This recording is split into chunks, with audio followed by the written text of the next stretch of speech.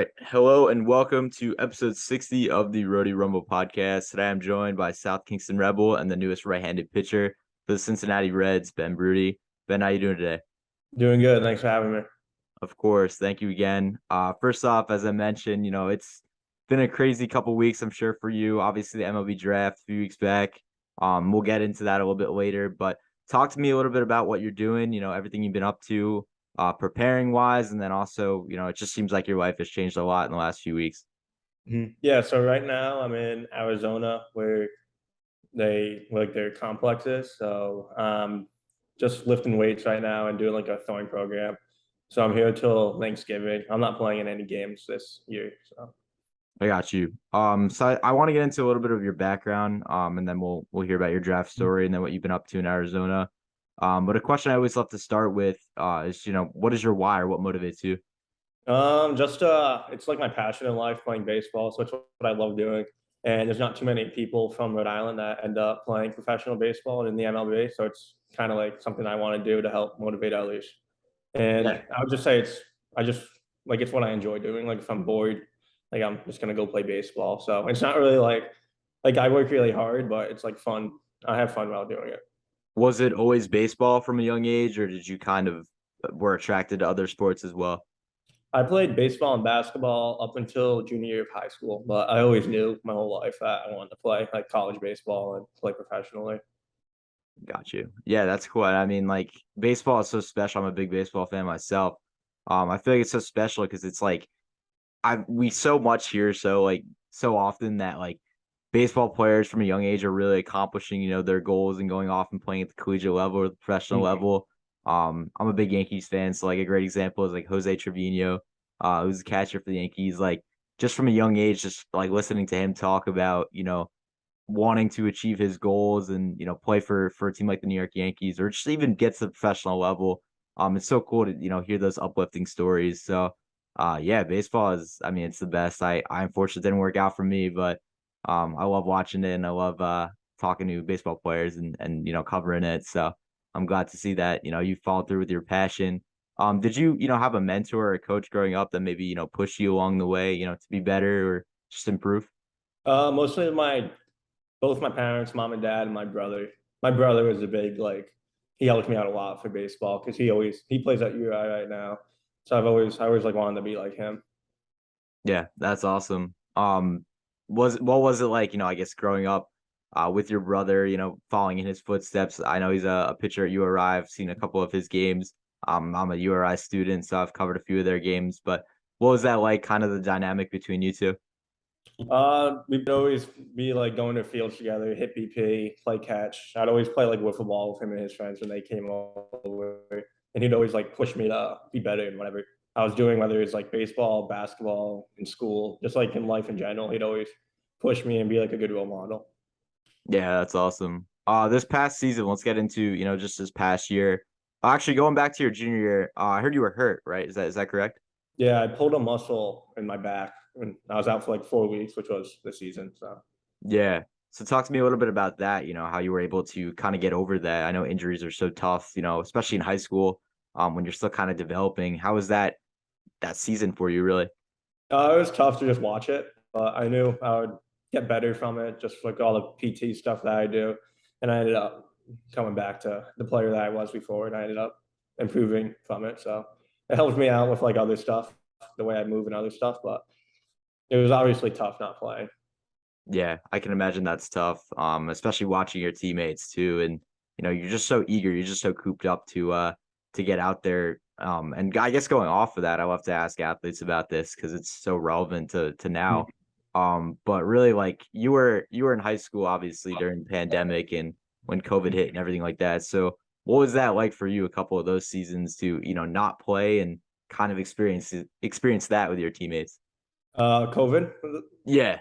I just used it to help me like develop as a player more because we couldn't play in games. So it was like the only time that you get like a full year to become better from it. So I Right. tried to look at it in a positive light and like improve my baseball skills from it. Yeah, I can tell just from like a few minutes talking to you, like it seems like you're a very optimistic guy. You're very positive. Obviously going through injuries and then the pandemic, it's like you just gotta stay motivated and stay on track to accomplishing your goals. So that's incredible to hear. So Yeah, let's you talk have about. to, especially in baseball. Yeah, of course. I mean, I want to get into this past season, then we'll get into a little bit what you're doing right now. With this past season, you were named Rhode Island's Gatorade Baseball Player of the Year. Finished the final season in Rhode Island with a .46 ERA, just allowing 14 hits, striking out 105 in 46 innings with South Kingston. Your top performances include 17 strikeouts and a lone earned run, and a 2-1 victory over Portsmouth. When you just reflect on this past season and the success that you've had, I mean, you almost dominated every outing that you went out and pitched. What comes to mind when you just reflect on this past year? Probably just all my hard work paying off and just being able to play like one last year with all my best friends I grew up playing with. So it was just a really fun season to be able to have a lot of success and do it with my friends.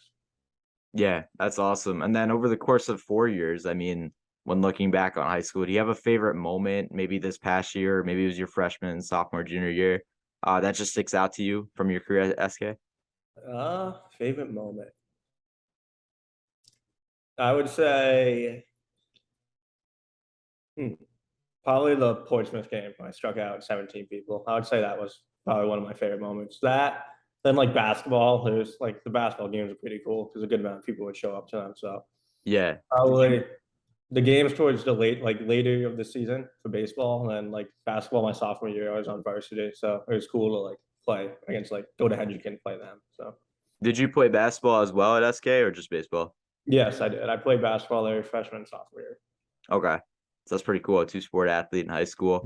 Mm. Um, Real quick, like if you could just talk about, the 17 strikeouts, like what would I guess going in, did you change any of your mechanics? Did you do anything different going into that game? And I guess like what were you feeling, while you were out there? To throw 17 strikeouts is like, extremely impressive. So I didn't change anything going into the game because I was mostly like before that, I didn't really I kind of knew I would end up striking out that many kids because before that game I would just throw like 4 innings in a game because I was working up my pitch count still. So that yeah. was like the first game where I think I threw a complete game that game. So it was the after the I struck out the side in the first inning, and then after that I kind of knew I was going to strike out a lot of people. Yeah. It's just like it's so cool listening to like just pitchers talk. I've had URI's pitching coach Dave Fisher on most recently, and Zach Fernandez, who's also a pitcher at URI. Just listening to like some of you guys talk about pitching, and you know, a big thing that they spoke about is mental health and like how, everyone gets nervous out there, everyone has their ticks. Like how are you able to manage that? It seems like it doesn't really like affect you or impact you, but I'm sure it affects, every pitcher when they're out there. How do you, overcome some of those fears or nerves that you might be experiencing? I would say I get like excited before my outing, so I kind of just want to like go out there. I would be able to like before the games I'm like wicked pumped up, and then I get Yeah. out there, everything just like I won't hear anyone like in the stands or stuff like that. So I just get in a zone when I pitch, and it's a really cool feeling. Yeah, you just get that adrenaline rush, you're locked in. That's so cool. But I want to move into after high school and, sort of transition here as we move along. I know you were offered by a few schools. I believe URI was one of them. But ultimately you committed to play at South Florida out of high school. What went into the decision, to commit there? I just wanted to travel, play in warm weather for my college experience. So that was probably just travel more. With why I committed there. Yeah. Was there anything about, some of the coaches or maybe the facilities? I know down south there are some great baseball schools. So was there Yeah, anything specifically? I like their coaches a lot, and the campus was really nice. So it was definitely the campus just stood out to me when I visited there. So it's just a place I wanted to go to. Yeah, that's awesome. I mean, speaking from, someone from New York coming to, your area in Rhode Island, um, just experiencing like the atmosphere and getting out of the state that you grew up in and going places. And I think you're gonna start to see that a lot too. I mean, you're already in Arizona, but now that you're gonna be playing pro ball, you're gonna be able to travel, at such a young age. And I think that's just so cool. I talked to a lot of like the URI basketball players that went off and, played overseas professionally, or they'll go and do like G League stuff or play anywhere else. But I think that's just like the coolest thing about sports in general. It doesn't matter what sport you're playing. You're connected to so many different people and you get to travel and see so much, you know, different cultures, different states, cities and everything like that. So I definitely get what you're saying there and getting out of Rhode Island and, experiencing South Florida.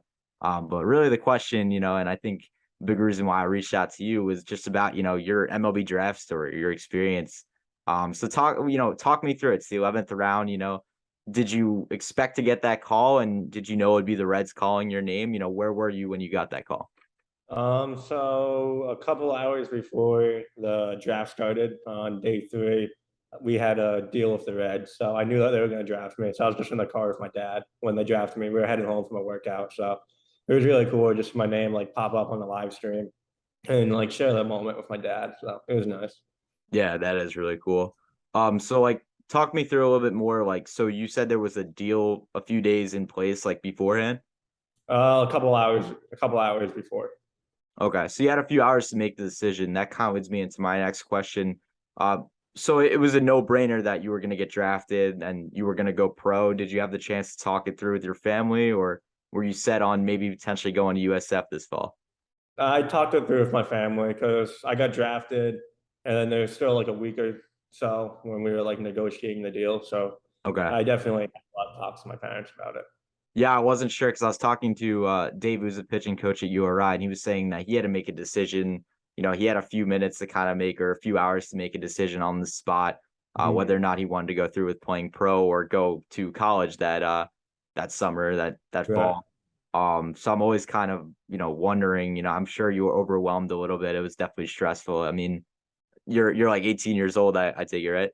Or Yeah, I'm 19. 19, but to make such a big decision like that, pretty much like what the future's in your hands and you have to make a decision in just a week or a few hours. Like I'm thinking about just me graduating this spring and that stressed me out alone. So I can't imagine like, going through that, but it's such a cool moment just hearing your name called, I'm sure.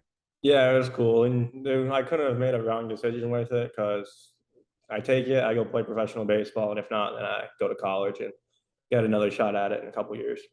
Yeah. So have you had the opportunity to get down to Cincinnati, meet Joey Votto or some of the other players or see the ballpark or anything like that? No, they had all their draft picks go to Arizona, so none of us went to the field or anything. Okay. And is that you're there right now with living with a few of them or? Yeah, I'm living with 2 other kids right now in an apartment complex.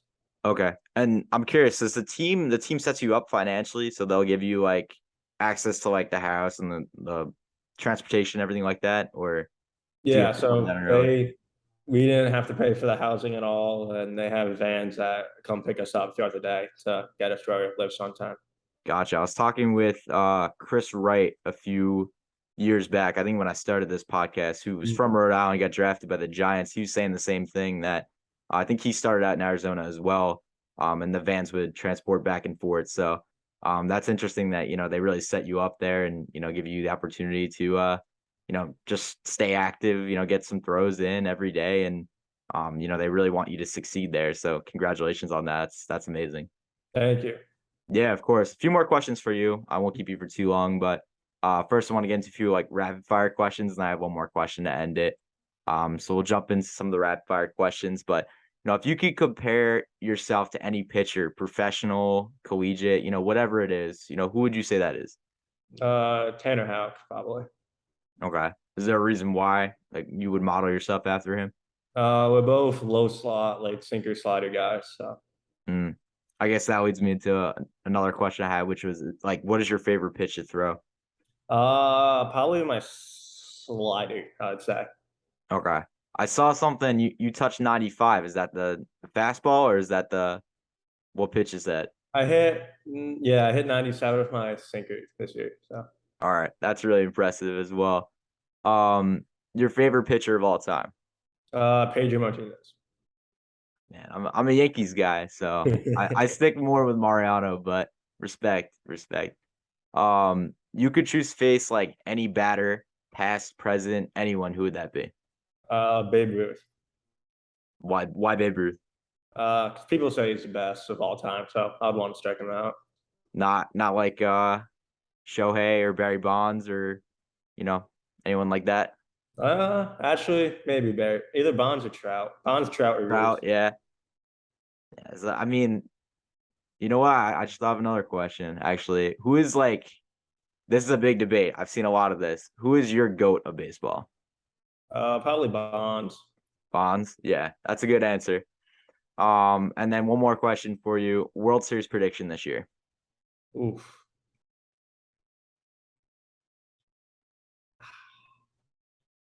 I honestly have no idea who's gonna win. I feel like it's so up in the air right now. Like no one really like has stood out. Yeah.